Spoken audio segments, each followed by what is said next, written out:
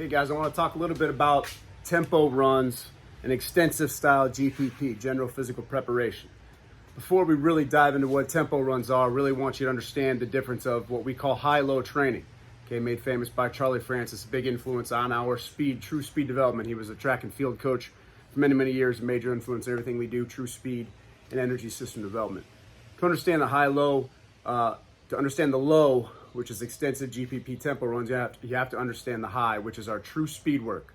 All right, this is acceleration, this is max velocity, this is change of direction, this is agility. Right, these are also lifting, the power-based lifts that we do. These are all high central nervous system demand movements. Okay, they tax the nervous system at a very high level. Typically, this is why we stick to a 3-day split, Monday, Wednesday, Friday, of speed lift, speed lift, speed lift. That's a 3-day split. Right, we are trying to hammer the central nervous system at a very high degree on Monday. Allow for 48 hours recovery, which is the nervous system needs for optimal recovery. Get 48 hours recovery, we're back on Wednesday. Get 48 hours recovery, we're back on Friday. The things we do on Tuesday, Thursdays typically, or in this case during the summer on our day 2, our Tuesday low tempo work. Okay, it takes 24 hours or less for the central nervous system to recover. Therefore, come Wednesday, both systems are fully recovered, right, ready and optimal. The other good stuff about low intensity, when I say low intensity, what I really mean is low nervous system demand. The intensity is always going to vary depending on your abilities and the demands of the drill, but the intensity to the body's internal reactions are a low nervous system demand. Tempo runs, okay, they are a series of longer distance, anywhere between 50 to 100, even 200 yard runs performed at 60 to 70% of your maximum speed. Okay, that doesn't mean 60% sloppy running. It is perfect technique, nice and tall. Okay, as best as you can run at 65, 70% of your speed. All right, that's just fast enough.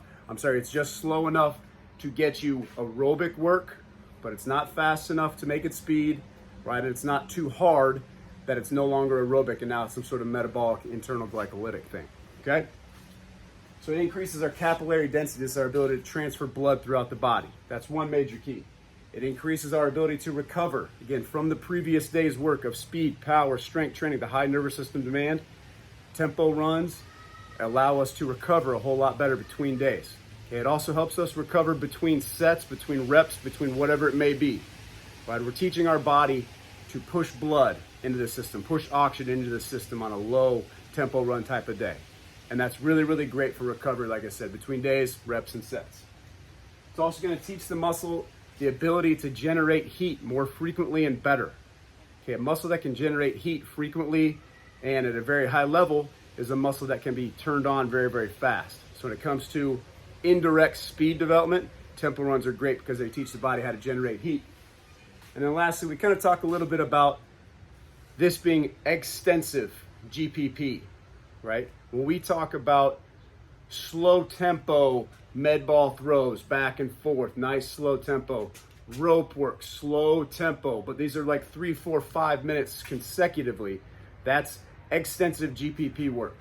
That's our body weight shuffle split jumping jack mountain climber burpee series, okay? Intensive GPP. That's going to be something where it's really hard and aggressive. Maybe it's more of a Tabata or a high intensity interval, right? Where you're going to crank the heart rate up really, really high, get it right back down. Really, really high, right back down. This might be a 30-second sprint, 30 seconds off. 20-second sprint, 10 seconds off.